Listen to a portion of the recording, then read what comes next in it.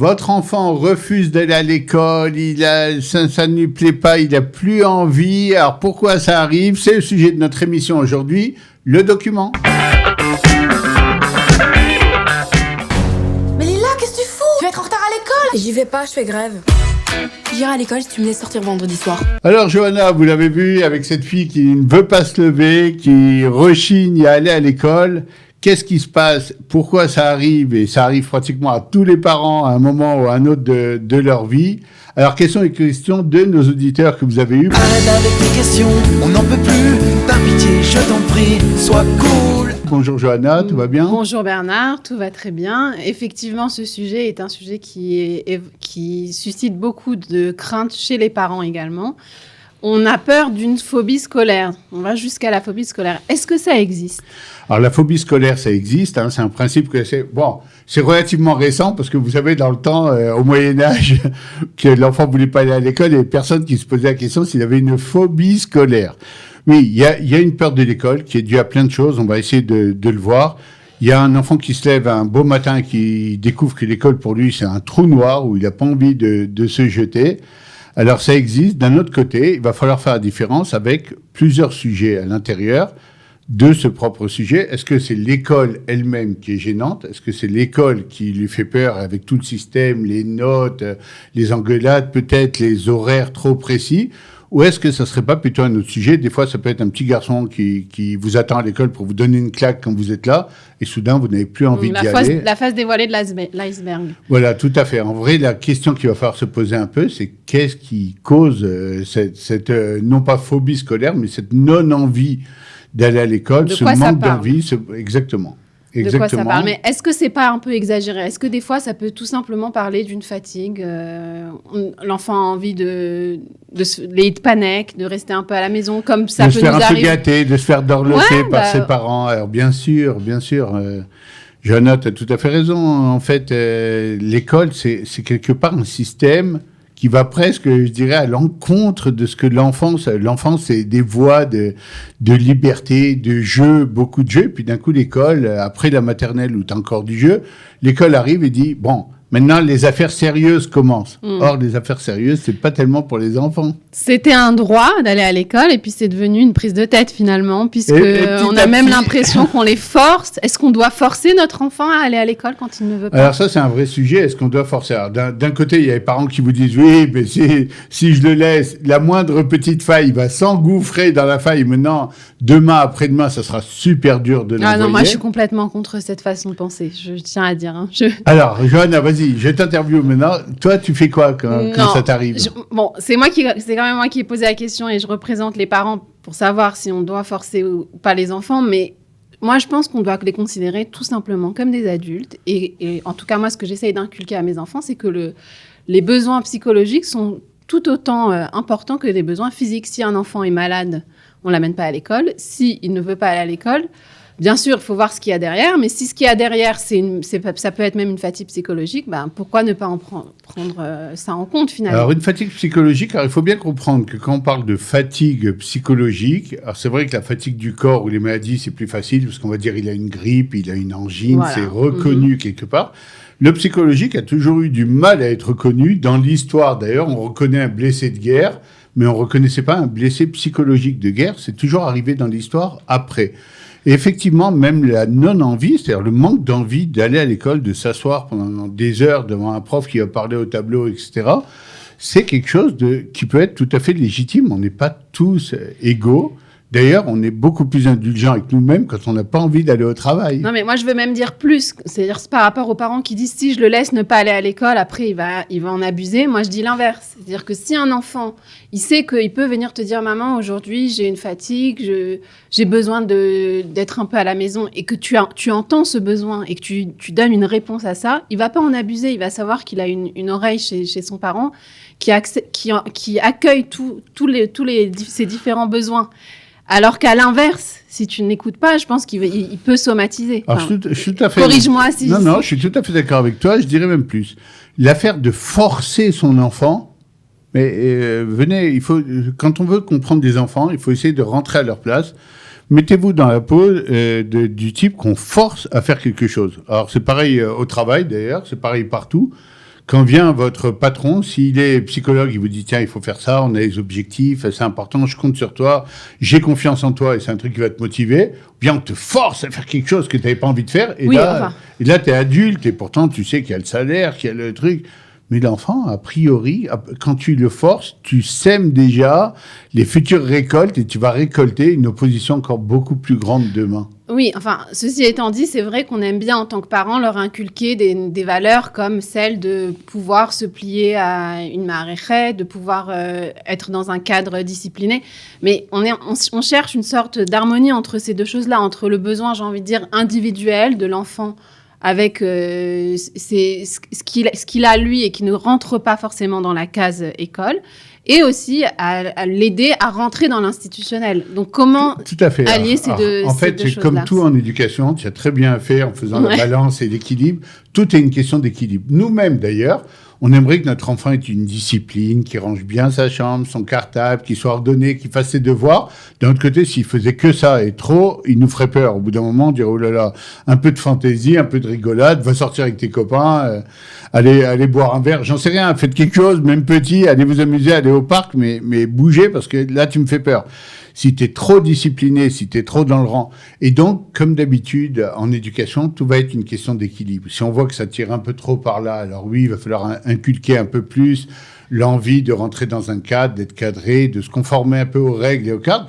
Et puis, si on voit qu'il est trop dans le cadre, etc., l'envie d'aller au mouvement de jeunesse, de rigoler, de faire des choses, même voir des bêtises un peu, et c'est pas grave. On fait une bataille de dentifrice à la maison, on l'arrangera après, c'est pas très grave. L'important, c'est d'équilibrer, effectivement. Et comment peut-on s'assurer qu'il n'y a pas quelque chose de grave derrière ? C'est-à-dire que quand tu disais tout à l'heure, il peut y avoir quelque chose qui n'est pas forcément lié... Alors ça, c'est la chose qui me fait le plus peur dans la phobie scolaire ou dans l'envie de ne pas aller à l'école, c'est qu'il y ait quelqu'un qui... J'ai connu des dizaines de cas de raquettes, par exemple, où un petit garçon dit, si tu ne me ramènes pas 10 €, je te casse la figure, ou je te fais peur. Et là, votre fils ne veut plus aller parce qu'il tremble de peur, il n'a pas les 10 €. Et puis... Alors d'abord parce qu'il y a des signes. Si par exemple c'est du racket, vous allez vous rendre compte que dans votre porte-monnaie, il manque des pièces ou des trucs. C'est des signes qui doivent vous alerter. Votre enfant va être plus taciturne, va être plus colérique, va être plus renfermé. Il y a des signes qui le montrent. Donc éventuellement, il faut pousser encore un peu le bouchon et profiter peut-être de cette journée qui va vous être imposée de ne pas aller au travail parce qu'il veut rester à la maison pour essayer de tirer un peu les verres du nez de façon très fine en disant est-ce qu'il y a quelque chose qui te gêne ou qui te bloque ? On est là pour en parler. C'est très important que tu m'en parles, que vous soyez un interlocuteur valable, validé par lui. Ouais, tu parles du travail et effectivement, à part toutes les belles notions qu'on évoque ici, il y a aussi le côté pratique. Moi, je suis maman ou le papa, je dois aller au travail. Là, j'ai une réunion importante où, de toute façon, mon travail est important. Comment je gère et les besoins du gosse qui veut pas aller à l'école et qui en a peut-être besoin, et le fait que moi aussi, je dois répondre à... Tu as tout à fait raison, mais rappelle-toi que c'est toi qui as comparé les besoins psychologiques avec les besoins physiques. S'il était tombé et que s'il s'était cassé le nez, t'hésiterais pas une seconde et tu lâches tout. Et ben, des fois, le besoin psychologique, il est au moins aussi important que le besoin physique, effectivement. Et des fois, cette journée-là, cette pause-là, cette façon aussi de raconter qu'il se passe peut-être quelque chose ou qu'il y a un prof qui leur fait peur, ou c'est un moment important dans l'éducation de votre enfant. La réunion importante, il y en aura une la semaine prochaine aussi et une autre la semaine d'après. La journée où votre enfant vous aurez peut-être parlé, vous aurez dévoilé des choses qui sont super importantes. Et faites attention, parce que si vous loupez ces tournants, dans 10 ans, dans 20 ans...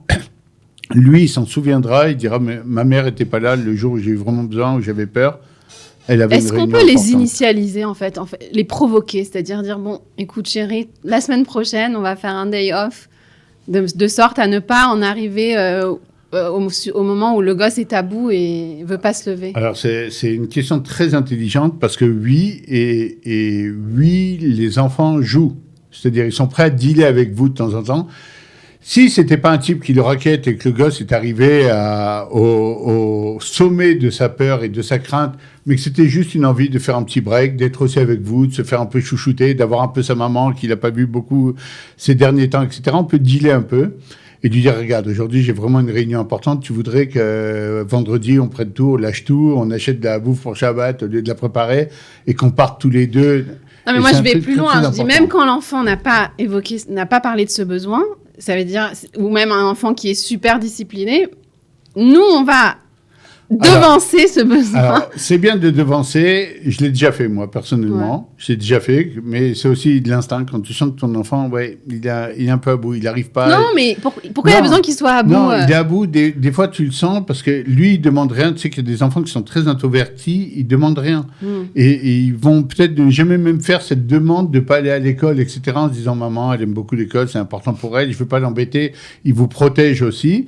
Moi, j'aime bien cette idée-là de... Alors, il faut faire attention parce que n'oublie pas que dans ton système, tu lui as quand même appris que c'est important de tenir des horaires et des jours de classe, il ne faut pas prendre du retard, c'est des trucs qui sont importants pour toi. Donc, moi, je serais pour, plutôt que tirer dans tous les sens en disant peut-être qu'il en a besoin, etc., d'attendre justement non pas qu'il soit à bout, qu'il est en train de craquer, un petit signe, et ne pas vouloir aller à l'école, c'est un bon signe souvent, un petit signe, et profiter de cette occasion-là pour, lui faire une proposition, une contre-proposition, et négocier une journée où vraiment on se dit les choses, on rapproche, on resserre les liens, et on va peut-être en apprendre pas mal sur les coulisses un peu de l'école aussi, où il se passe des fois des choses que l'enfant n'a pas envie de révéler, sauf que dans une journée très proche de sa maman ou de son papa, oui, il va les révéler. Oui, je crois que ce qui est très important surtout, c'est de leur expliquer qu'on a toujours une valeur face à une autre. Et quand on dit à l'enfant, écoute, aujourd'hui, tu restes à la maison parce que c'est important pour moi de prendre en compte tes besoins ou parce que le zman échout, le temps de qualité, comment tu dirais ça en français ? Quality time. Ouais, moi j'appelle ça Peanut Kef. C'était une ganénette qui m'avait donné ce petit tip quand mes enfants étaient au GAN, de leur donner un espace de kef. Donc c'est du temps, mais ça devient un espace Peanut Kef. Et leur transmettre ça, qu'on consacre du temps pour être avec eux, pour passer du temps de qualité. Et donc ça balance par rapport à la notion d'institution, discipline, et l'enfant peut comprendre après ce qu'il y a derrière. Les choses qu'il faut absolument éviter, c'est tout de suite. Mais non. Y a-t-il des choses à éviter sur ce sujet de la phobie scolaire, Bernard ? Alors bien sûr, il y a des choses à éviter. On a un peu touché dans les questions des parents que tu as soulevées. Alors, il y a deux choses principales. Tout ce qui va être moquerie, d'abord. Moquerie. Allez, oui, tout ce qui est moquerie. Oh, arrête d'avoir mal au ventre, tu me l'as déjà fait. Oh oui, on connaît. N'importe quoi. Allez, c'est la base, le respect de base. Le respect de base et le fait que aussi, votre enfant a pu crier au loup les 20 derniers jours. Aujourd'hui, le loup est peut-être là. C'est-à-dire, il a peut-être vraiment un truc. Donc, attention à la moquerie. Elle est toujours mauvaise conseillère. D'autant plus que vous n'aimeriez pas vous-même qu'on se moque de vous. Et le deuxième point qu'on avait soulevé un peu, c'était de ne pas faire dans l'interprétation. Mise d'interprétation. Non, ouais, très souvent, tu sais ça, Johanna, chez les parents, on entend un truc, mais votre enfant, il passe, il ne vous a pas entendu, vous l'appelez et vous dites « Oh là là, mais il me traite comme un chien. » Non. Il n'a pas entendu. Il faut rester sur les faits, quoi. Donc, les faits. J'ai mal, j'ai pas envie d'aller à l'école, voir les creuser, s'asseoir à côté de lui, voir, etc. Mais rester sur le factuel. Qu'est-ce qu'il vous a dit vraiment et non pas sur votre imagination débordante qui est partie soit dans les trucs dangereux, soit dans les trucs n'importe quoi, c'est nul. Non, les faits d'abord, ok ? Quand on se concentre sur ça, en général, on ne va pas tomber très très loin du problème. Qu'est-ce qu'il faut par contre retenir ? C'est tout de suite. Voilà, alors Johanna, toi qui aimes le positif, qu'est-ce qu'il faut retenir ? Écoute, moi j'ai envie de dire deux mots, l'écoute et la réponse. Donc l'écoute empathique, c'est-à-dire bien savoir de quoi ça parle, la première chose, empathique et même active. Quitte à prendre son temps, quitte à arriver en retard au travail. Ouais. Voilà, dans la patience, donc empathique et active, parce que parfois on a besoin de rebondir pour faire parler l'enfant. Et surtout donner la réponse adéquate à la situation. La réponse adéquate qui, effectivement, va tenir compte aussi de nos propres difficultés, de notre réunion au boulot qui est un peu difficile. Ou pas, en fonction de la situation. Bien sûr ou pas. Si on s'aperçoit que c'est vraiment un truc qui a besoin de notre présence et qui a besoin, oui, c'est aujourd'hui que ça se passe. Si on voit qu'on peut un peu s'arranger, que finalement, c'était une phase qui n'est pas terrible, mais si ça se passait demain, ça ne serait pas très grave aussi. Alors, on essaye de jouer et de répondre aussi à nos propres besoins parce qu'on est important quand même dans toute cette affaire. Évidemment. On est important dans cette histoire. On est les plus importants. Comment ? Les enfants ont besoin de nous. On débattra, on fera une émission pour ça. Johanna, merci d'avoir été avec moi. Merci à vous d'avoir été avec nous. Merci à nos techniciens qui font un travail extraordinaire. Et à la semaine prochaine dans Plein Lado. Au revoir.